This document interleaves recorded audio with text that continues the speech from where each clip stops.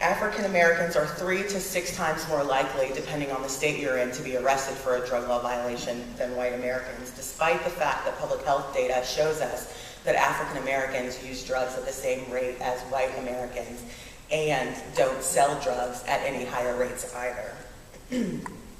African Americans make up 13% of the US population, but 31% of arrests, and 50% of those incarcerated in state prisons for drug offenses.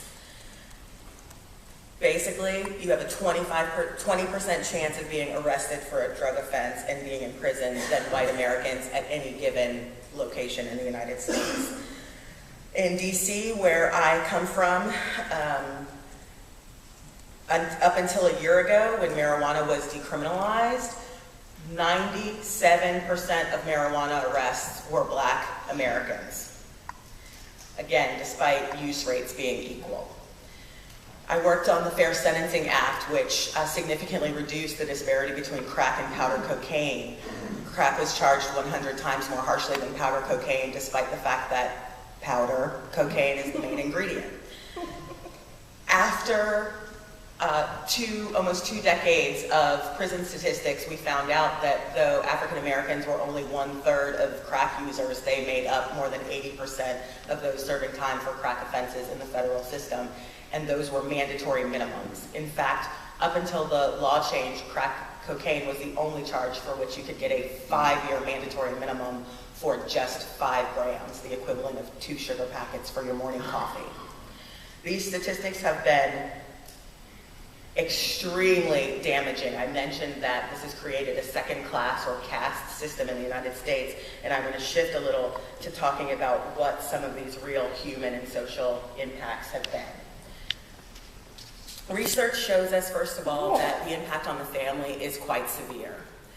There are 150,000 mothers behind bars and 1 million, that's not good, 1 million fathers, more than 1 million fathers behind bars.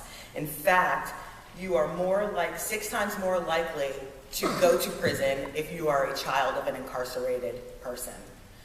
And do you all know the show Sesame Street? Show hands? Okay, great. Incarceration is so pervasive in the United States that Sesame Street had to create a character whose father is incarcerated to help talk and destigmatize this phenomenon and experience. The other costs are devastating economically and to democracy. There are 1 out of 13 Blacks cannot vote because of felony convictions, and there are projections that in this generation, 40% of African American men will not be able to vote.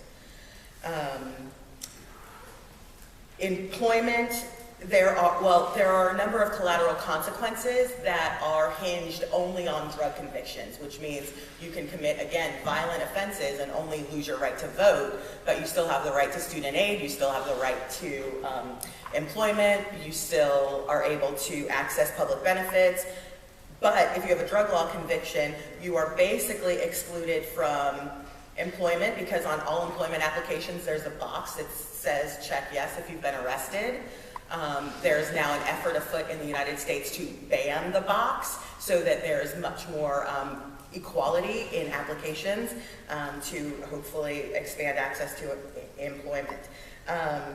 These lifelong penalties and exclusions have perpetuated what Michelle Alexander has called the new Jim Crow in her very famous book. Please get it.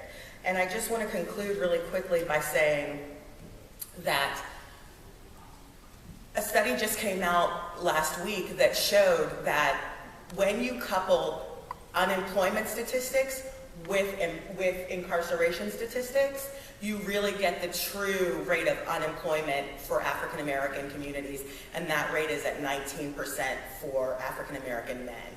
And so that really means that African American men are no better off today in 2016 than they were in 1965 when the Civil Rights Act was passed. And that's the cautionary tale I really want to tell about the long-standing impact of these drug policies. It doesn't matter how many laws we've changed, the Fair Sentencing Act, improving access to treatment through the Affordable Care Act. It will take years, decades, to undo the economic and civic consequences of these drug policies, and they have been punitively, solely enforced against the African American community for so long that it's almost outrageous to see the reaction to the new heroin crisis that we're facing today.